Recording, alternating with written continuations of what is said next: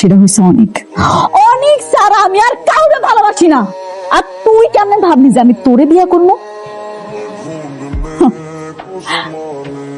তুই নিজের অনেক চালাক দাবি করস। না না না না না না ভাবি ভাবি প্লিজ, আপনি এটা করবেন না। আমি বিশ্বাস করেন, আমি আপনাকে আর বিয়ে করবো না। আমি আর বিয়ের কথা কখনো বলবো না। আপনি আমাকে ক্ষমা করে দেন। কি ভাঙতে কোনো টাকা পয়সা আছে? খুচরা পয়সা আমার কাছে 10 টাকা আছে। 10 টাকা? এত টাকা? বাহ বাহ বাহ, নে। বাবার একটা কখনো শুনতে পারবো না। তোমাকে আগে বলবনি কেন? না মানে আমি শিওর ছিলাম না। আমি ট্রিটমেন্ট করাচ্ছি। আমার বিশ্বাস আল্লাহ একদিন ঠিকই আমার ডাক শুনবে। এত বড় সত্য কথা তুমি আমার থেকে নাম লুকালো পারছো। অনেকের কোনো খোঁজ খবর নিয়েছেন নাকি?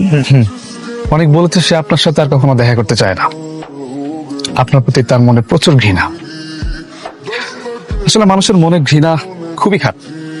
আপনি প্লিজ ওনার সাথে একটু আমার দেখা করার ব্যবস্থা করে দেন, আমি পরে বাকিটা ম্যানেজ করে নিব। দেখুন, আমি খুব চেষ্টা করছি, খুব, কিন্তু অনেকে আপনার সাথে দেখা করতে চায় না।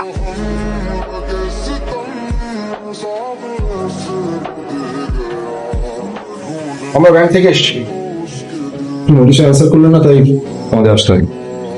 কিসের নোটিশ? দেখুন, আপনার সাথে আমাদের যে কন্ডিশন ছিল যে শালিমার বিল্ডার্সের সাথে যদি আপনার সকল চুক্তি ক্যান্সেল হয় তাহলে পরবর্তী 15 দিনের মধ্যে সকল মুনাফা সহ আপনি সকল টাকা পরিশোধ করবেন। এত তাড়াতাড়ি আমরা কিভাবে টাকা ম্যানেজ করব? আমি দিব আপনাকে টাকাটা, কিন্তু তার বিনিময়ে আমার একটা শর্ত আছে। আরে বোমা, তোমার জন্যই তো সবকিছু হইতেছে।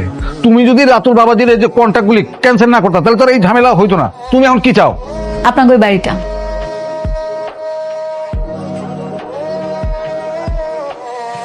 কি আপনারা কি খারাপ